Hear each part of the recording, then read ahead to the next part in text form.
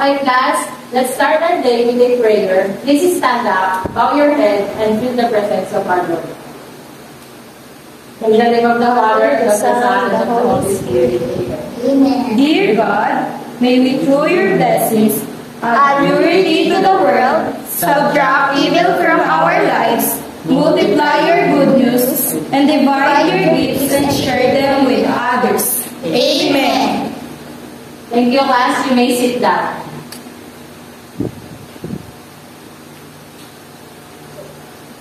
Good morning, Ken Jacinto. Good morning, Ma'am Ira. So before we start, we will be having our recollection.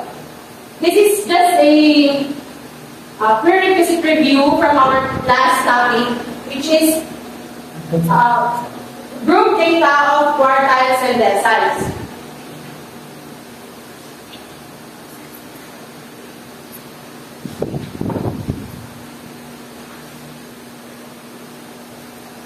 So before we start, we must complete the table. So anyone here know how to complete the table? Yes, Mr. Bolis.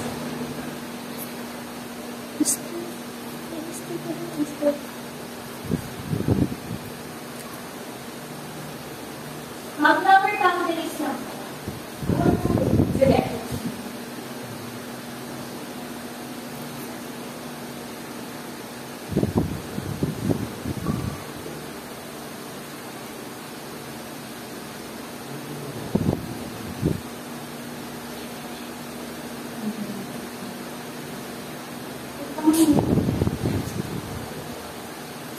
So, paano ulit kumuha ng lower boundaries?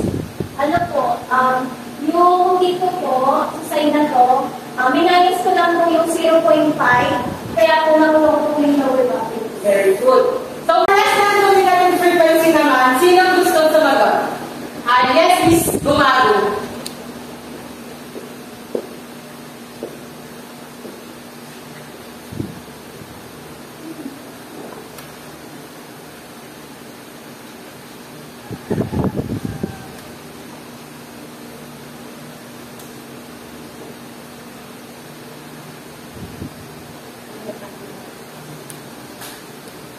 So, paano mo nakuha yung less than dominant frequency below? Ano po, ma'am?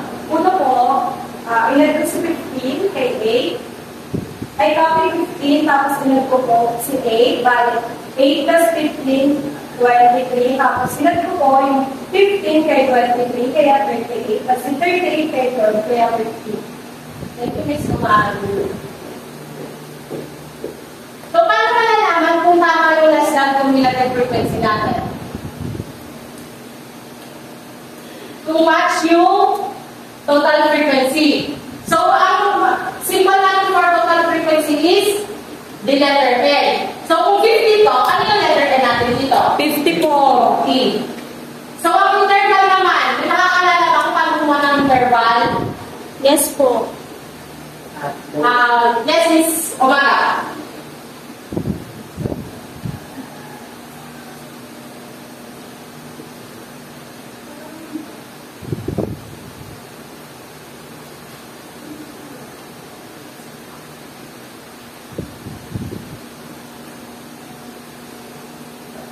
Tama yung sagot ni Miss Umaga. 200 minus 150 is equal to 50. So, yung interval natin is 50. Ganun ang pagkuha ng interval sa group data. So, dahil complete na yung table natin, pwede na natin masagutan yung mga given na problems para ma-decode natin yung tanong, which is, in statistics, what do we know the collection of facts such as numbers, words, and measure? So, ako lang muna sa number 1, which is the sub-4. Ng class point ng decile. So, the 4 is equals to K times N over, dahil decile ito, ano ang magiging denominator natin? Magiging 10. So, mag-substitute na tayo. So, d sub 4 is equals to, dahil 4 to, ano ang ilalagay dito? 4N. 10, ano ang natin? 50. Divided by 10. So 4 times 50, 200. Divided by 10, 20. So paano natin siya ipaplot sa table? Ma'am. Yes, Miss Amara.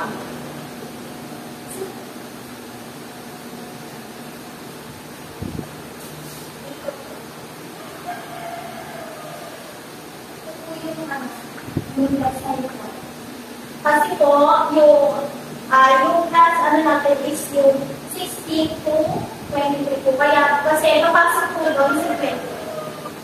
Very good. Lagi yung pipilian yung mas mataas. In between siya ng 15 and 23, di ba? Yung 20. So, dito tayo sa 23. Tandaan, nasa lagi sa cumulative frequency lagi ang tingin. Para hindi kayo nalilito. So, dahil nakat na natin ang table, pwede na natin umpisaan ang, pwede na natin i-identify ang given. So, alam niyo ba yung formula? May nakakala ko ano yung mga formula sa group data? Lower boundary plus the class point minus cumulative frequency below over frequency times interval. So, ano ang mga given natin? For lower boundary, dahil lang dito siya, ano ang given natin? 99.5. 99.5 Plus frequency interval. Saka yung plus point. So, ang cumulative frequency natin, ano ang gagawin natin? 23 o 50? 50. 15. Bakit 15? Kasi po, cumulative frequency below. Palagi na tandaan na pag magsasubstitute na, yung nasa baba natin ang gagamitin. Kasi hindi ka naman pwede mag-minus ng mas mataas sa kanya. Dahil magiging negative yung sagot. So, ang cumulative frequency natin below natin is 50. So, yung frequency naman, anong frequency natin sa table? 8 po. Very good. That is 8. Ang ating interval, yung sinagot ni Sumara? 50 po. 50. And our decile class is 20. So, dahil kompleto yung given natin, saka na natin siya isa-substitute sa problem, ay sa formula, which is 99.5 plus the decile class 20 minus, ano ang cumulative frequency below? 15 over frequency 8 times interval, which is 50. So, 99.5 plus 20 minus 15, 5. 5 divided by 8, 5 over 8. 5 divided by 8.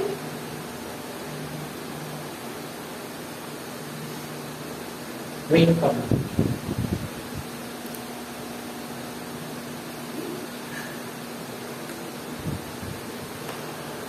$0.625 po. Times 50, 31.25 po. 9.5 plus 31.25, 130.75. 130.75. So, ito ang ating fourth decile. So, saan siya dito? Ito, letter D. So, ang gagawin nyo is, pag nasagutan nyo, i-tick nyo dito. Yes. Oh. Kaya nyo nasagutan yung quartile 3, decile 6, and decile 8. Okay, Miss Gumaru, for third quartile.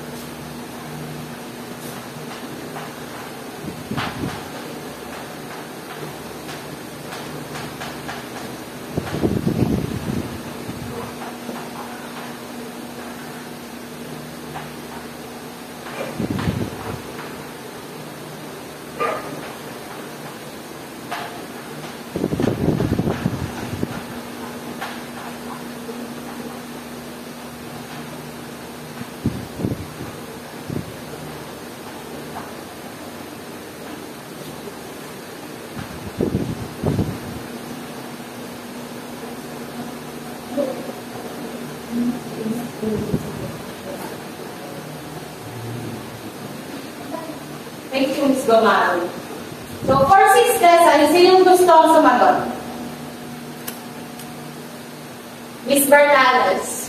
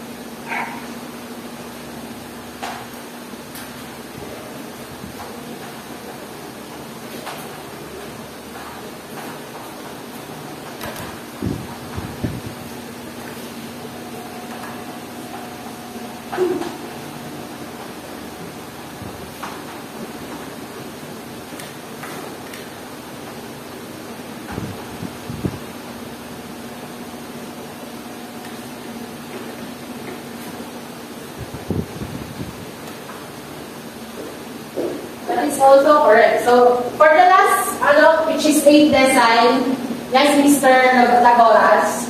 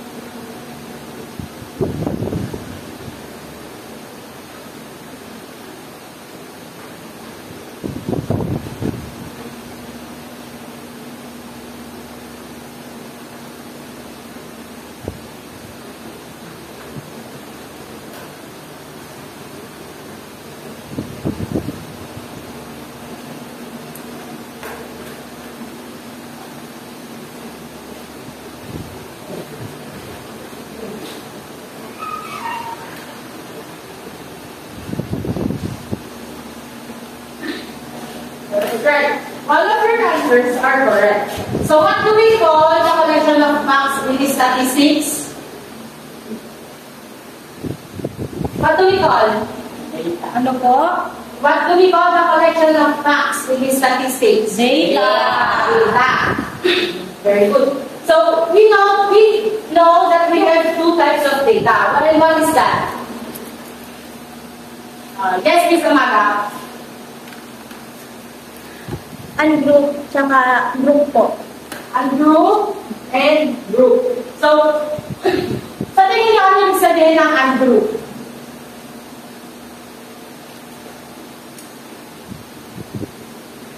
Ano po? Raw data po. Raw data.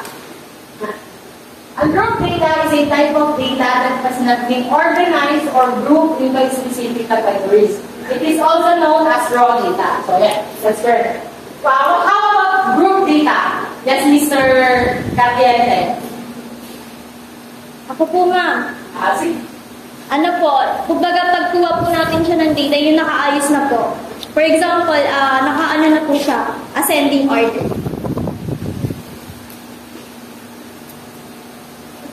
Or nakaano na po siya, naka-original form na po. That is also correct, but group data is the data that has been bundled together in categories or groups. Or, ganito, naka-disable na siya. Before we proceed, we're having one more activity. Using the formula in quartiles and deciles, find the 50th percentile of the following test scores of a random sample of 7 students. Ma'am, is it ungroup or group po? As you can see, ano siya, di ba? Scattered siya, hindi siya nakatable. So, ang sabi ninyo, ano siya? Ungroup. Ungroup. Dahil nasabi kanina is, ungroup data is a raw data. So, ano yung, kung naalala nyo pa yung mga una natin topic, ano yung formula ng ungroup data sa quartiles and deciles? Sa deciles ka na, anong formula ng ungroup data sa deciles? Ano po? For example, D4. So, 4 times 4 times n plus 1. Very good. So, our is D sub K is equals to K times n plus 1 over, nakita sa is doon ang over natin. Over 10. So, ito ang formula. So, ano yung sabi? Using the formula in quartiles and deciles, find the 50th percentile. So, dahil na magkakapareha naman ng formula niya, ano magkakaiba lang is mula sa baba. So, P50 is equals to, dahil 50 to, ano yung P natin? 50. 50 times, ano yung magiging N natin? 7. 7 dahil random sample of 7 students. 7 plus 1 over, dahil percentile na to, ano ang nasa ilalim? 100. So, 50 times 7 plus 1, 50 times 8, 400. Divided by 100, 4. is equals to 4. So, what is the fourth term in the data? 11. Which is 11. So, 11 is our 50th percentile. So, our topic for today is percentiles in ungroup data. So, what is percentiles? Percentiles are the 99 score parts that divides into 100 equal parts. Can be denoted as P sub 1, P sub 2, up to P sub 99. So, kung meron kayong bar, kakapiliin nyo siya hanggang 99 na natin para maging 100 equal parts siya. So, ganito siya i-illustrate. Hindi na nakalagay dyan na hanggang 99 kasi masyadong matali. So, yung atin niya is by 10. P sub 10, P sub 20, P sub 30, hanggang P sub 19. Kung mapapansin nyo sa deciles, kung deciles kung picture na to, ano yung magiging denoted niya? Kung sa deciles to, magiging D sub 1. Dahil ang D sub 1 is equivalent to 10th percentile of P sub 10. So, ganito naman natin siya i-interpret. When this straight P sub 30 is the shaded part. Ito daw. Ito daw yung P sub 30. Which means that the 30th percentile of the data lies up or below 30%. So, kung kanya-kanya ko yung formula, tama naman yung binigay nyo. Pero ito kasi is percentile na. So, may iba na siya. So, dahil percentile na siya, ang magiging letter niya is letter P na. So, P sub K is equal to K times N plus 1 over 100. Dahil nga, percentile na siya. So, ano yung K? Yung K is ayun yung hinahanap. So, kung ang hinahanap is P sub 75, ang magiging P natin is 75. Kung 20 naman yan, ang magiging P natin is 20. Basta kung ano yung nandito, kung ano yung katabi ng P, ayun dapat yung P natin dito sa taas. Then yung N naman is the total number of data. Dahil nga ang group data to, hindi siya nakatable, scattered siya. So yung total number of data, ano yung letter N natin. So example, find the P45 or 45th percentile. The following data are the test score of a random sample of 10 students. 35, 42, 40, 28, 15, 23, 33, 28, 29.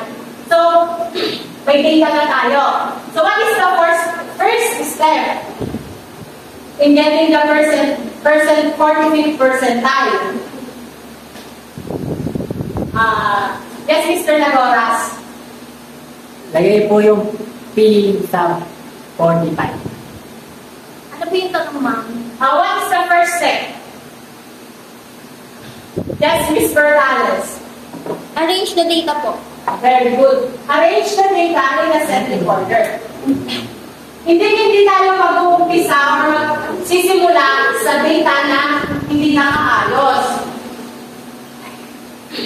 So, dahil na hindi ka nakaayos yan, naayusin natin siya mula sa maliit, pataas, which is 15, 18, 20, 23, 28, 29, 33, 35, 40, and 42.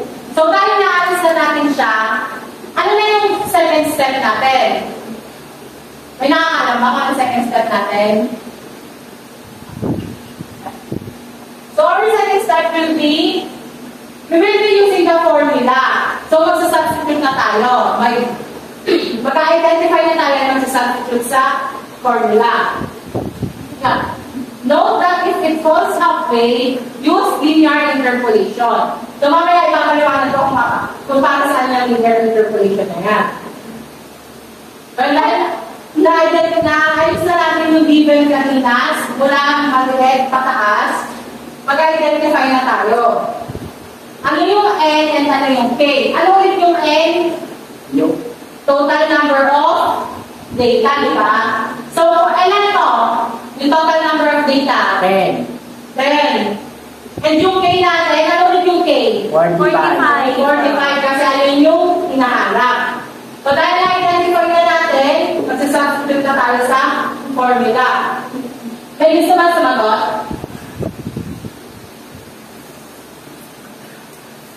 Para sa 45th percentile, Ma'am, pwede po mag-try. sige po.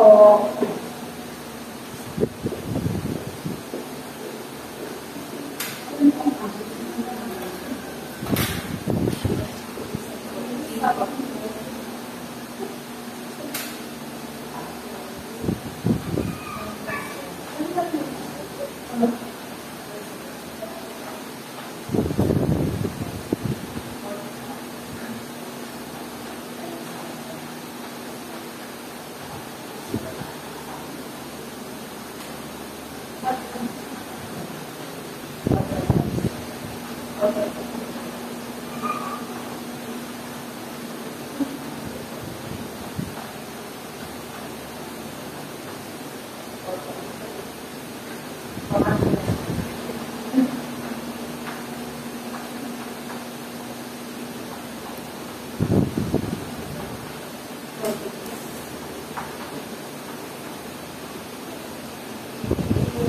So, sige, check natin kung tama yung ginawa niya. Nag-substitute siya. Ano ulit yung pay natin? 45 and the end is 10. So, 45 times 11 is equals to 495 over 100. Ay, divided by 100 is equals to 4.95. So, may decimal siya. 4.95. Ano gagawin natin pag may decimal? Ano yung sabi kanina? Yes, Miss Umaga. Ano po, kapag nakakuha po tayo ng decimal point, or hindi po siya exact na value, gagamit po tayo ng linear interpolation. Very good. Gagamit tayo ng linear interpolation.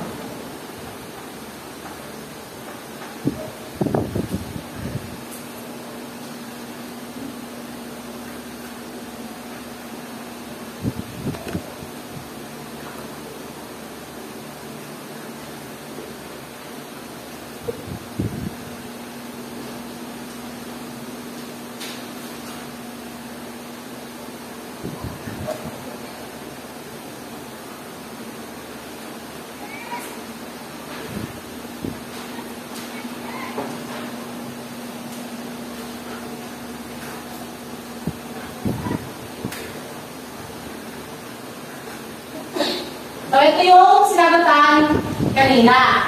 The total is 4.95.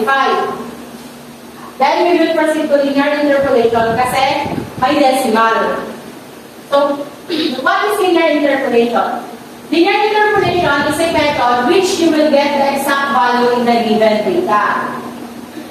So, gagamit natin ito kasi dun sa data natin kanina is hindi lang ba yung exact, diba? 4.95. So, in between siya ng 28 and 23. Yan. In between siya ng 23 and 28, yung 4.95. So, gagamit tayo ng linear para makuha natin yung exact value ng 45th percentile. So, 4.95 is 23 and 28 siya in between. So, step 1 is subtract the higher value to the lower value. So, magsasubtract tayo 28. So, 4.95 siya. So, ang first step is subtract the higher value, which is 28 minus 23 equals 5. Then, multiply the difference to the decimal. So, kung 5 ito, times, ano ang decimal? 0.95 is equals to 4.75. And next step natin is add the product to the lower value, which is the fourth term. Ang lower value na, fourth term. So, 23 yun. So, 4.75 plus 23 equals 23 plus 4.75 27.75. So 27.75 is our 45th percentile. So paano natin siya i-interpret? Therefore, the 45th percentile of the data lies at or below 45th, lies at or below 27.75%. Another example. Kung kanina 45, ngayon naman is 85. Pero same data lang yung gagamitin. So, ano yung step pa natin? Arrange Arrange the data in ascending order. Step 2. Use the formula. Use the formula.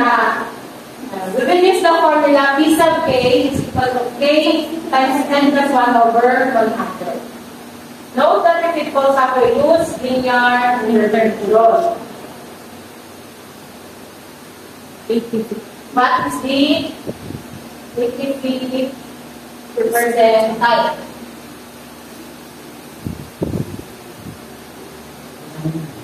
So yeah, identify the given. So what is our given? What is our pain? 85. 85 and the end is 10. So who wants to answer the 85th percentile? Yes, Ms. Reyes.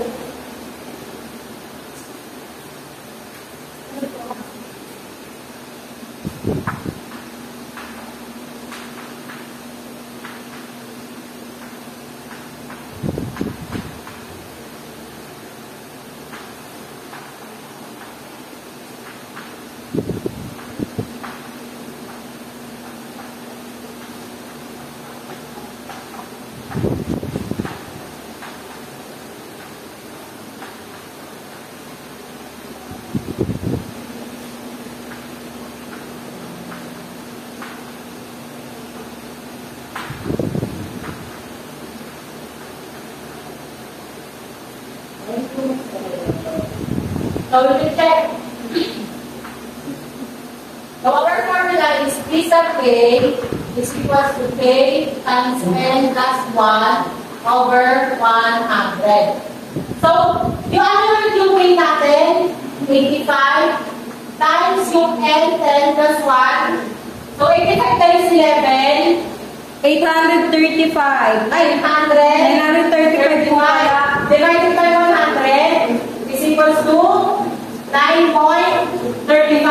So, may decimal, di ba? Ano ulit gagawin pag may decimal? We will use linear interpolation.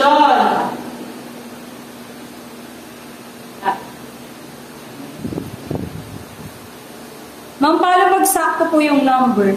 Pag sakto yung number, hindi na siya i-linear kasi sakto na siya eh. Ginagamit lang natin yung linear pag may decimal kasi hindi natin nakuha yung exact value. So, our P 88 percentile is 9.35. Sa tingin nyo, saan dyan yung 9.35? Yes, Mr. Cardene. In between 40 and 42 po. Very good. In between of 40 and 42 kasi 9.35 siya. So, ano yung step 1 para makuha kayo para sa linear interpolation? Subtraction. Subtract the higher value. Ano ang higher value natin? 42. Yung 42 minus 40 is equals to 2.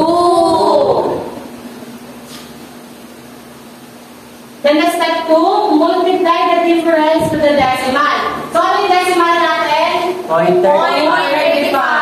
So, 2 times 0.35 is equals to 0.7. 0.70 or 0.7.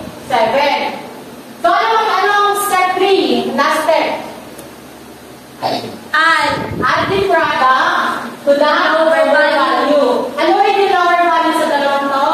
40. So, 0.70 plus 40 is equals to 40.70. So, that is our exact value in the data, 40.70. So, tama ba yung between pa siya ng 40 and 42? Yes. So, how do you interpret that? Therefore, the 85th percentile of the data lies at or below 40.70%. Who wants to answer this on the board? The 10th and 80th percentile.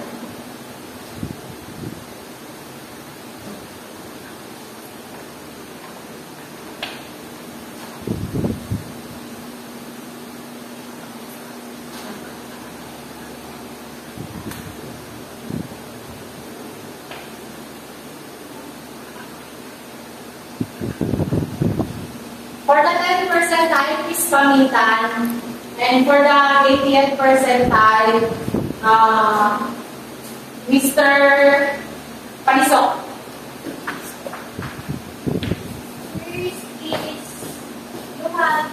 entry. Ano lang yung kapapasara?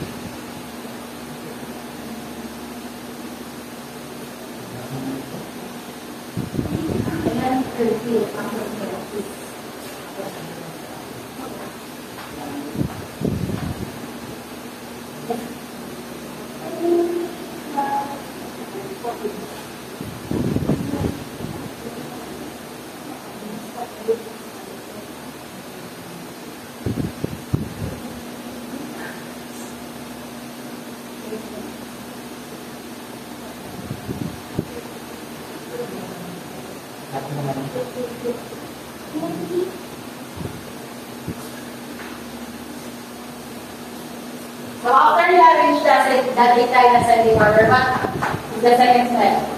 So 38 minus 38 minus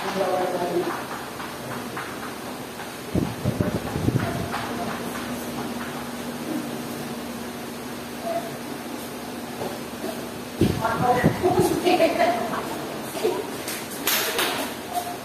So let's check. For the 10 percentile, we will use the formula P sub K equals to K times N plus 1 over 100. So P sub 10, so 10 to, 10 din ang K niya, times N 15 plus 1 over 100. So 10 times 16, 160 divided by 100, 1 point. Ma'am, may nag-ano dito! quiet. Joke lang. Joke lang, kato na lang. Ulit. 160. 160. Is equal to 1.6. So, pumatak siya ng decimal 4. Ano ang gagawin kung pumatak ng decimal 4? Interpolation. So, ibigay siya ng 11 and 12. So, 12 minus 11 One. 1 times the decimal 4, which is 0.6, is equals to 0.6. So, 11 plus 0.6, 11.6. Correct to.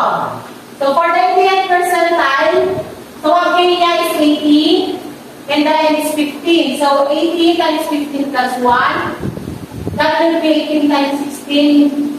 That will be 1,280 divided by 100. So, it is equal to 12.8. So, our 12 term is, well, in between siya ng 28 and 30. So, the higher value is 30. 30 minus 28 is equals to 2. So, that the difference will be multiplied to the decimal form, which is 80. So, 2 times 8 is equal to 1.16. So, 1.16 plus 28 is equal to 29.16. So, this will be our 80th percentile. Nagigits ba ako? Yes po. So, sige, nagigits nyo. Sagot kayo. Sa 1/4 po, ma'am. Hindi kaya ng 1/4 to. Ay, sa... Lengthwise, crosswise po. Crosswise. Okay po. Tapos na, ma'am. Charing. So, I will be giving you 5 minutes. Kaya lang 5 minutes. Yes po. So, I will be giving you 5 minutes to answer this. Okay.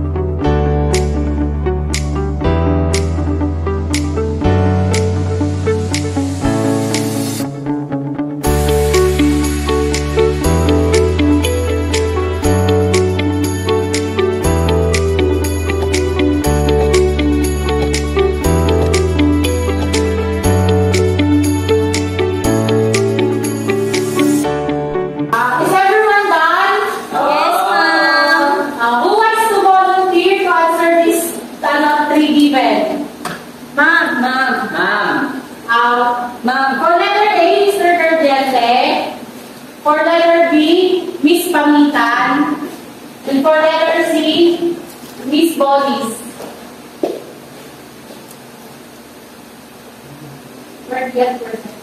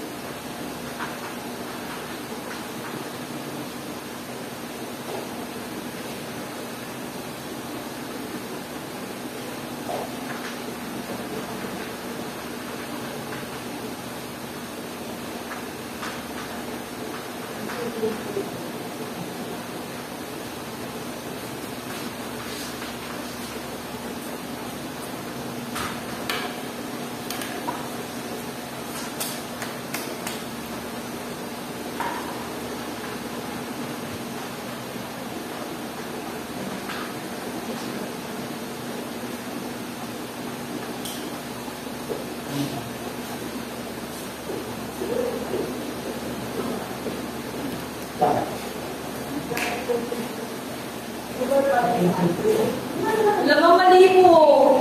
Ako na lang, ma'am.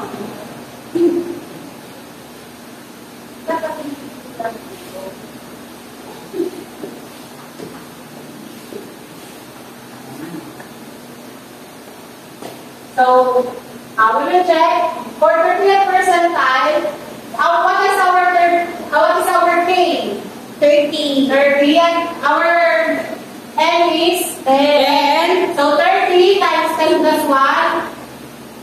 330. So it will be equals to 3.3. So mag-linear tayo, hindi? Mag-linear. So what is our third term? 18 and 20. Between 18 and 20. So 20 minus 18, 2. Times Times the decimal 4.3 is equals to 0.6. And the lower value 18 plus 0.6 is equals to 18.6.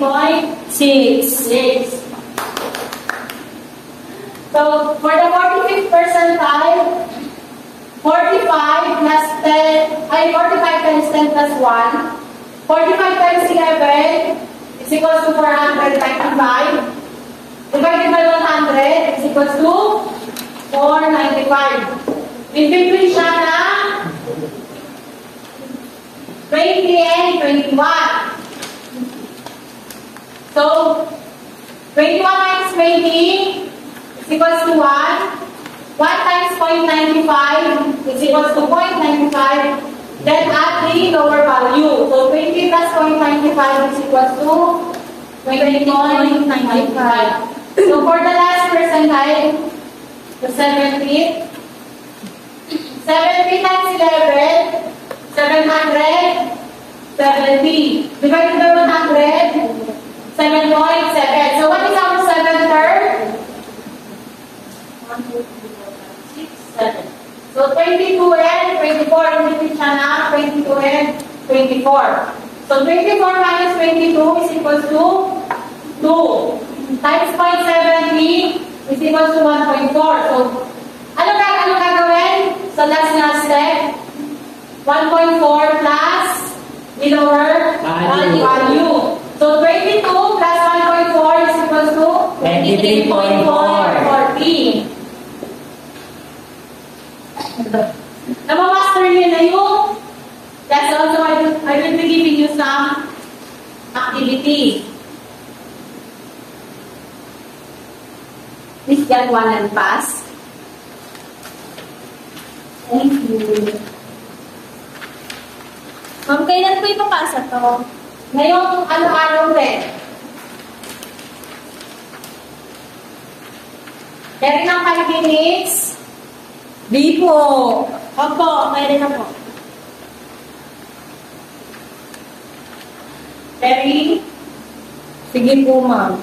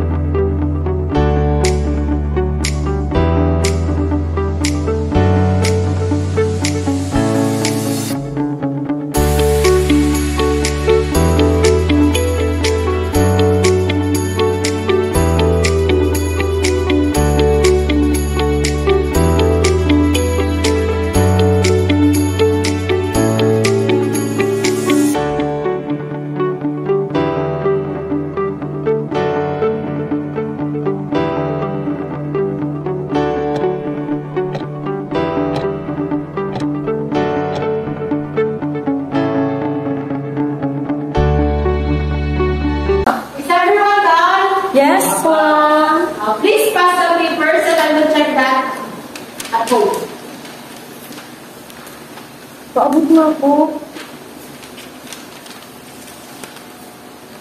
Thank you.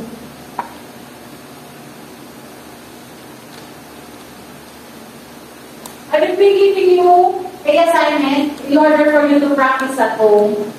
Ma'am, saan po sasagutan? Notebook na lang, ma'am. Sa one word.